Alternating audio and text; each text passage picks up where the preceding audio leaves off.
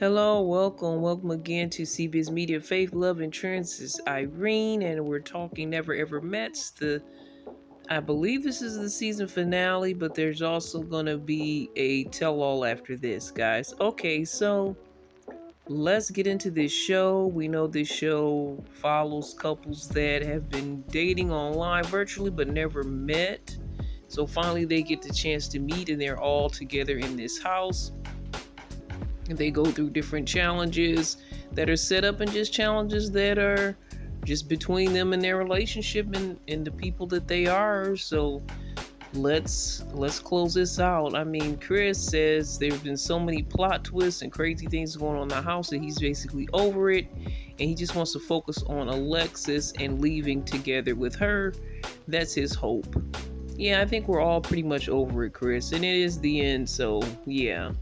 Jay predicts her and Cinco are the only ones that are going to leave together. She said, nobody's leaving together but us. All right.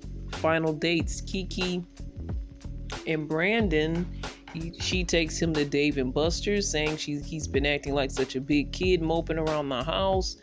So let's go play some games then. I guess you guys' whole relationship, you could say, was a game. I don't know. I feel like Brandon wasn't playing as much. He said, okay, it was kind of a fun date, but the whole ex situation was still in his head. And they, recap and show the memories of when they first met, the good connections and good vibes.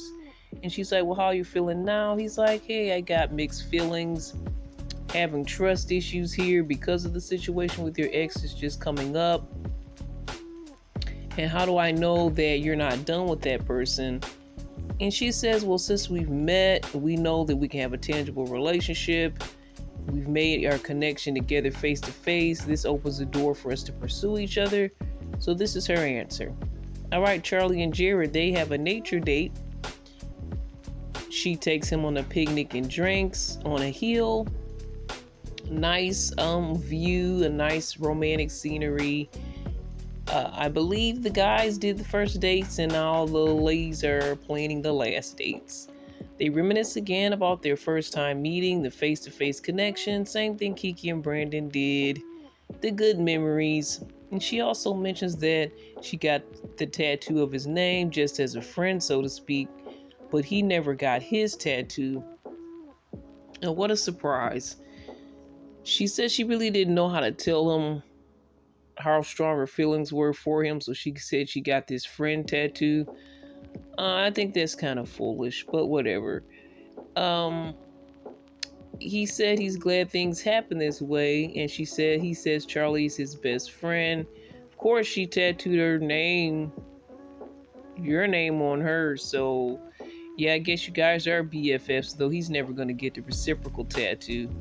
At this time, she feels friend zoned. He said best friend about 10 times. She's like, so what do you really want? What do you really want, Jay? I want you to be my man, basically. And he says, why label it? Let's keep it kind of light. Either way, it's better. Let's keep BFFs. Because he's talking about he would have to leave his current child in that state, and he doesn't want to leave his child. If he moves with her, it's going to be just too much to separate from his kid for the most part. He says, let's continue to meet up and talk and connect and be BFFs. And she's like, I'm leaning towards we're going to end this. This is a no for me. And he's like, well, that's fine. And she gets upset because he's not fighting for her like she's fighting for him. And she wants a straight answer. And then she questions why he even slept with her if he was just going to do just friends anyway. But dudes do this all the time. This isn't her first rodeo. She's got 4 kids and she's not with any other fathers anymore. I don't know how many fathers were involved, but she's got 4 kids.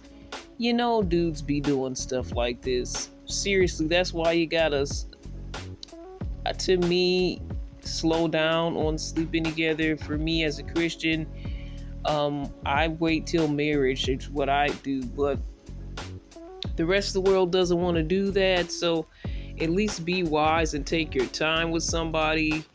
Uh, I don't recommend jumping into sleeping together. And I don't feel like they jumped in it day one, but they jumped in it fast enough because Chris and Alexis are kind of taking another stance, though Alexis feels kind of let down that he hasn't taken her to the boom boom room yet. But we'll get to that in a moment. He then says, you're my soulmate, so she's getting more confused. Are we BFF soulmates? What are we? Honestly, he showed you who he was. He showed us anyway. He showed her too. She just didn't want to see the red flags. She goes to vent to Alexis about how Jared, kind of was a player. He turned himself to this ideal man just to fit what she wanted. So I guess we could just hook up. And Alexis says, well, then just let him go. If he really wants to be with you, he'll come back. Take this time for you, fall in love with yourself, put yourself first. And if he doesn't come back, then it was all bull, he wasn't real in the first place. So now they have the Last Supper. They call themselves the Elite Eight. They're bonding. Alexis mentions the boom boom room. And he's like, nah. And she's questioning him as to why he doesn't want to take her to the boom boom room. We found out Jay was also a good cook. Seemed like she was a lot in the kitchen cooking. I know Ty was a good cook as well. But as they're having their Last Supper, Taronda stops through our host and she says, you guys are the final 4 couples. This is your last night together. So she checks in with them to see how they're feeling. 2 of the couples are kind of like, we'll see. One is like, yes, we're for sure. And one is possibly like, hopefully, possibly, right? And, when it comes to Jay and Cinco, they act like they're definitely leaving together. So they were definitely the ones that seemed like they were super sure. The other one's kind of up in the air. Somehow Chris finds this hidden question game, so they have their last little game night so they could cause more controversy and stir things up as the show closes. This is all a setup anyway. Some questions that were asked, you have a red petal and a green petal, and you pick which side you're on certain questions. So as far as password sharing went, I'll just tell you the most interesting. Most people said, I think some people said yeah, but most people said no, and basically it's a trust issue. If you don't trust the person, then you're going to ask for their password. So I'm not sharing, that means you don't trust me. Jared, when it comes to monogamy, do you believe in that? Jared says he didn't believe in it, and it's against human nature. Relationships are just for the moment. You shouldn't expect forever. And then they were questioning him. He said, well, I don't cheat, but I stay with that person within that time, but I know it's going to all end anyway. And he lets us know all ends in breakup, and so it's better just to never love at all. Where did he get this jaded mindset from? Let's continue. So when it comes to Chris and Alexis going into that boom boom room, she's got the strawberries. She said, we have oil, champagne. Let's go in this room here. He says, God said, don't go in that boom boom room with you. You're going to do that voodoo on me. And as far as the relationship goes, he's still not 100% sure if he's going to walk away with her or not. So Alexis is preparing for a no because he seems very indifferent about the situation. But yeah, to take him to the boom boom room before decision day, that could kind of sway him. When you are intimate with someone, especially if the experience is good, it's gonna probably sway the person to feel a certain way or think a certain way. So, and also if it is the end, I don't want to just have a last night boom boom and just this is the end, the final, the goodbye boom or whatever. For me, I just wouldn't be happy with that type of scenario. If I did it, I would like to do that with someone I know I'm going to go the long haul with, and not someone that, tomorrow we may be just leaving separately. So it's kind of at the final minute here. But sometimes people do use intimacy to get what they want and build that connection and make a connection that's maybe a false connection because our bodies and our lusts get in the way more than our minds. So we see everybody's packing up. Jay, she has a lot of Shein products here. Not mad at her. I saw one bag that says Shein. I don't know if she has a lot of Shein products, but she shops at Shein. Just a little fun fact. Uh, that this the next day, of course, and they're about to leave. So Brandon pulls Kiki, and he basically tells her his decision that it's not gonna work. The situation with your ex surprised me, and we both need to heal from whatever issues that we have.